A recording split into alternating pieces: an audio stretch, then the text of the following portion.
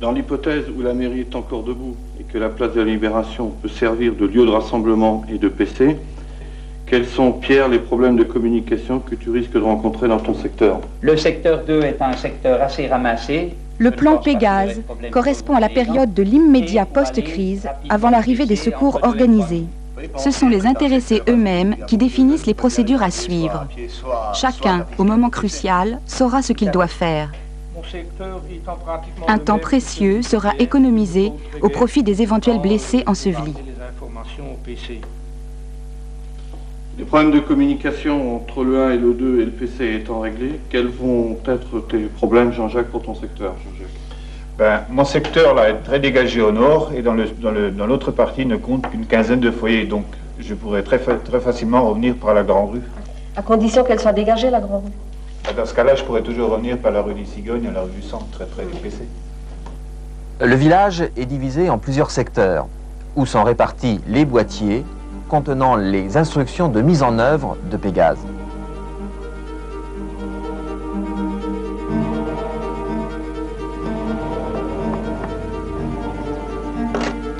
La multiplication par 3 des moyens et des responsables désignés pour chaque tâche est une particularité du plan Pégase. Ainsi, chaque habitant ayant accepté une responsabilité donne la priorité à sa propre famille, sans que pour cela le fonctionnement du plan soit compromis.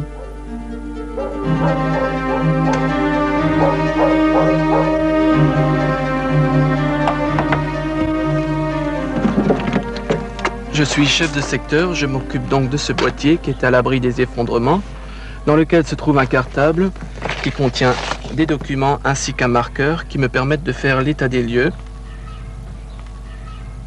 et de le transmettre à la mairie. Message à relayer par toute personne qui l'entendra. Message provenant du maire de Viquechuire. La tâche essentielle des responsables est de faire sortir du village l'information afin que les autorités supérieures, en particulier le préfet, soient rapidement informées. L'aide extérieure arrivera d'autant plus vite.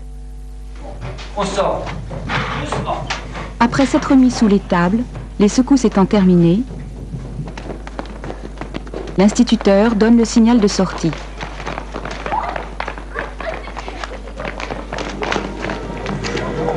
Les chefs de secteur repèrent les éventuelles victimes ensevelies, notamment en questionnant les habitants et les voisins. Les personnes qui n'ont pas de mission particulière sont regroupées en un lieu choisi. Tous les autres habitants valides savent ce qu'ils ont à faire. L'organisation, maintenant, tout est mis en œuvre.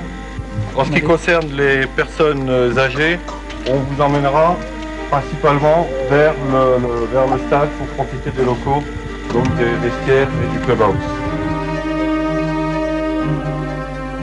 Une solidarité entre les habitants s'établit dans le village.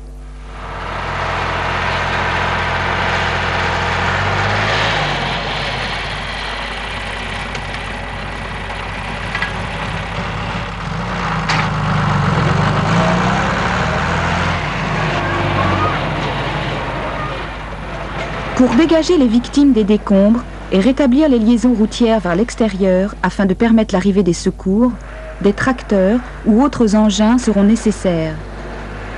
Chacun remplira son rôle sans attendre d'ordre particulier.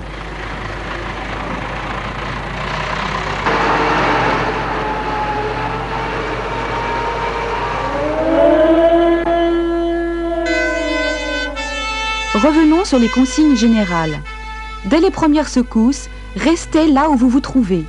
Si vous êtes à l'intérieur, restez-y et réfugiez-vous sous un meuble ou près d'un poteau. Si vous êtes à l'extérieur, éloignez-vous des habitations et des fils électriques. Si vous êtes en voiture, restez-y, c'est la meilleure protection.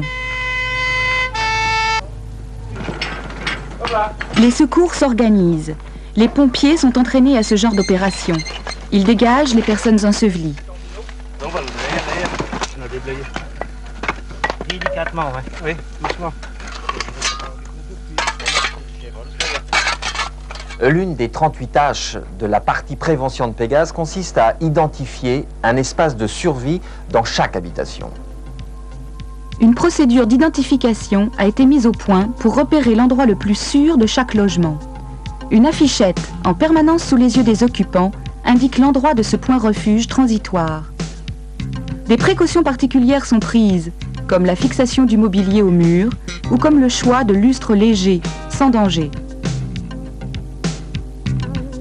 À partir de ce point refuge transitoire, un itinéraire de sortie est identifié et consolidé afin de permettre une évacuation sans danger.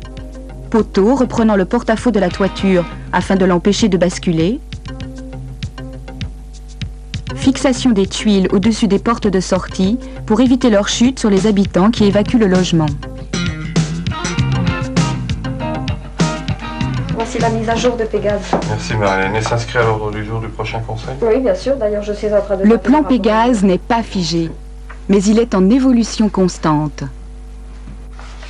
Et avant de nous quitter, rendons-nous au Conseil de l'Europe. À votre avis, qui représente le plan Pégase pour le Conseil de l'Europe? Bien, cette initiative est très importante à plusieurs titres. Tout d'abord, elle peut s'appliquer à d'autres communes européennes et c'est là un des objectifs de l'accord du Conseil de l'Europe sur les catastrophes, notamment sensibiliser les autorités locales et les populations à la prévention aux risques, c'est très important. D'autre part, elle peut être généralisée à d'autres types de risques, soit naturels, soit technologiques. Et enfin, c'est une contribution de cet accord du Conseil de l'Europe à la décennie internationale des Nations Unies sur la limitation des désastres.